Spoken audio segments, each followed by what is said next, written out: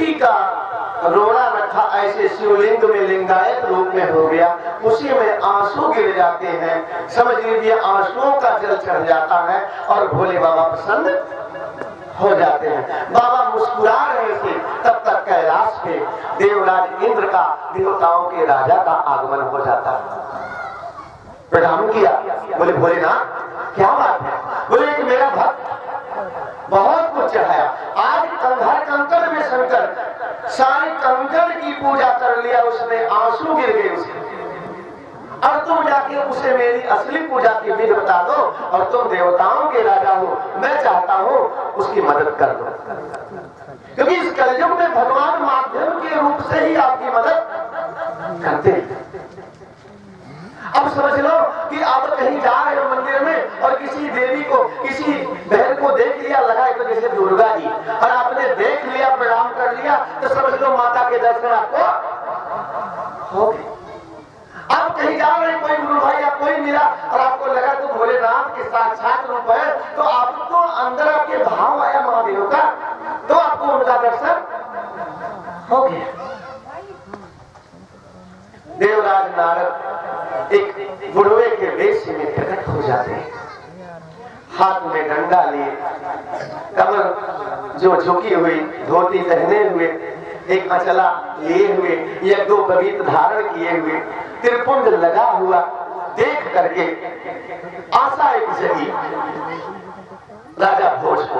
उन्होंने कहा ये तो लगते भगवान के स्वरूप, हो सकता है सारे रास्ते टूट गए हैं, यही मुझे कुछ ज्ञान दे, मेरी मदद करें। क्योंकि जब आप विपत्ति के समय में रहते हैं तो आपका दिमाग काम नहीं करता, आप किसी से आशा की जरूरत करते हैं। प्रणाम किया, बोले क्या बात है बेटा, काहे रो रहे हो? बोले ऐसी ऐसी बात है। देवराज इंद्र ने कहा कि तुम्हारे आंसू गिर गए, ये पूजा तो तुम्हारी हुई थोड़ा अधूरी है। महादेव को भस्मी बहुत प्रिय है, शिव को, तुम भस्मी से महादेव का अभिषेक कर दो, त्रिपुंड बना दो, अभिषेक कर दो। त्रिपुंड मैंने वही बात बताया कि त्रिपुंड बनाने से पूर्ण पूजा हो जाती है, जो 3 रेखा रहती है। पहली रेखा में 9 देवियों का वास होता है, समझ लो 9 माता की पूजा हो गई। दूसरी रेखा में 9 ग्रह वास करते हैं, समझ लो कोई ग्रह आपके अनुकूल नहीं, अगर महादेव को त्रिपुंड लगाती है तो 9 ग्रह आपके अनुकूल हो गए। तीसरी रेखा में 35 कोटि देवताओं की पूजा हो जाती है, और सारे देवी देवता आपको नवनिधि प्रदान करते हैं। यानी त्रिपुंड लगाने वाला व्यक्ति इस दुनिया में उसकी सारी मनोकामना पूरी हो जाती है, केवल विश्वास के साथ लगा रहे, बस विश्वास के साथ। जैसे आपने घड़ी है, घड़ी में आपने चाबी भर दिया, अलार्म लगा दिया, तो आप विश्वास है आपको कि ये अपने समय पे बजेगा। मोबाइल में आपने अलार्म लगा दिया तो आप निश्चिंत हो गए, सो गए कि अपने समय पे ये मुझे जगा देगा, बजेगा। ऐसे ही महादेव की भक्ति है, एक लोटा जल चढ़ाते रहे, पूजा पाठ करते रहे, एक आंखा चावल, त्रिपुंड लगाते रहे, गुरु बना लिए, तो निश्चिंत हो जाइए कि मेरे भी भाग्य का अलार्म एक ना एक दिन बजेगा, बजेगा और बजेगा। तो आज राजा भोज के भाग्य का अलार्म बज गया, जैसे फूलचंद भैया के भाग्य का अलार्म। ये आपके दिया है कि 71 पीढ़ी का पुण्य जागता, तब जाके आपके घर में कथा हो पाती शिव महापुराण की। इस कथा के जजमान स्वयं महादेव माता पार्वती बने, और कोई देवता नहीं बना अपनी अपनी कथा का जजमान, स्वयं बने, और 71 पीढ़ी तक जाती कथा करवाने से, सुनने से। जितने लोग सुन भी रहे सब, तो उन्होंने त्रिपुंड महादेव को लगाया भस्मी। बोले भस्मी क्यों पसंद है? आचार्य जी नारद से पूछे, बोले देखो जब माता सती जल गई थी तो सती जी की लाश को लेकर के महादेव चले, क्रोध में थे, जहां उन्होंने पैर रखा ऊंचा नीचा बना, पर्वत पठार बन गए, और जो उनके आंखों से आंसू निकले, एक एक पेड़ उग गया रुद्र अश्रु का, जिसे रुद्राक्ष कहते, और 12 वर्ष तक लेके बैठे रहे। अपने ससुर राजा दक्ष दक्ष के मुंडी को जैसे मूली से फेंक दो पत्ता नोच के, वैसे फेंक दिया मुंडी। सारे देवताओं ने कहा कैसे राजा दक्ष की यज्ञ पूरी करा जाए और महादेव को मोह से कैसे दूर किया जाए। तो सूर्य भगवान ने कहा नारायण से कि मेरे जो आपकी किरण है, सूर्य भगवान ने कहा जो मेरी किरण है धरती पे ऐसे पड़ती है, उसी किरण में अपने चक्र सुदर्शन को छिपा दो और वो सती जी के अंग को काट काट के दूर कर दे। फिर छिपा दिया नारायण ने और चक्र सुदर्शन ने माता के शरीर के 51 खंड की और जहां जहां एक एक खंड गिरा एक एक शक्तिपीठ बन गई। अब वहां इसीलिए तो कहते हैं कि जवान मृत्यु हो जाती 100 पड़ा रहता, लोग कहते दाह संस्कार जल्दी करो, नहीं तो घर में जितनी देर पड़ा रहेगा 100 उतने लोग बीमार होते रहेंगे। अब महादेव के पास कुछ नहीं मिला, बहुत प्रेम करते थे मैया सती से, वही जली हुई राख थी जो चमड़ी की राख, वही उसी राख को अपने शरीर में पोतना शुरू किया।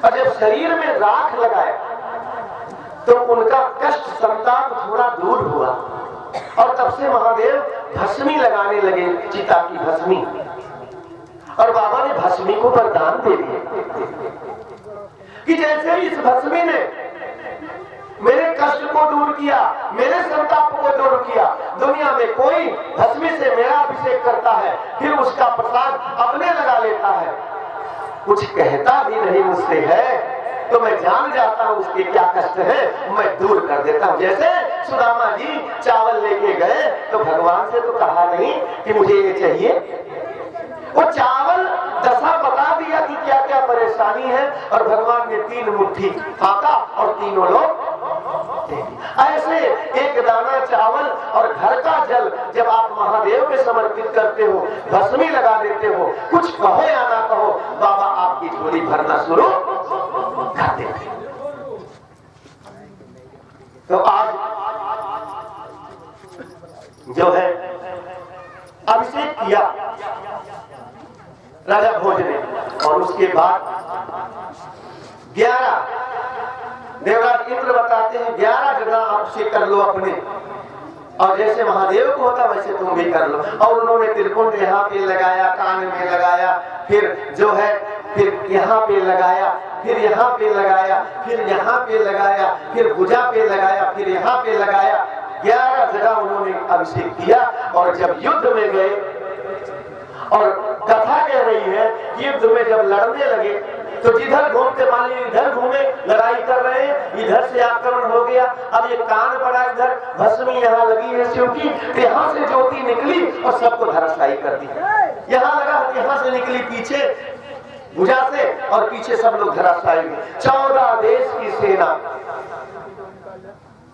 कि काल भी महादेव के सामने आके झुकना दे दिया क्योंकि है महाकाल। और उसके बाद राजा भोज को विजय मिल गई। तो आपके शिव के शरण में हो और भस्मी का प्रयोग कर रहे हो, भस्मी जरूर उपयोग करिए, चंदन भस्मी अभिषेक जरूर करिए तो आपका कष्ट दूर हो जाएगा। और ये माया है, माया में शरीर फंसा रहता है, हमें मौका नहीं मिलता है कि हम पूरा 3 घंटा महादेव को कथा सुन रहे हैं पूरा दिन। आप सोच रहे हो हम चलाकी कर रहे हैं लेकिन चलाकी नहीं कर रहे। प्रभु ने जीवन दिया है तो समय दीजिए, 21,600 सांस मिलती है तो कुछ श्वास महादेव के भजन में, सत्संग में, कीर्तन में, पूजा पाठ में भगवान के खर्च करिए, नहीं तो एक दिन आपको पछताना पड़ेगा। क्योंकि कहा गया है कि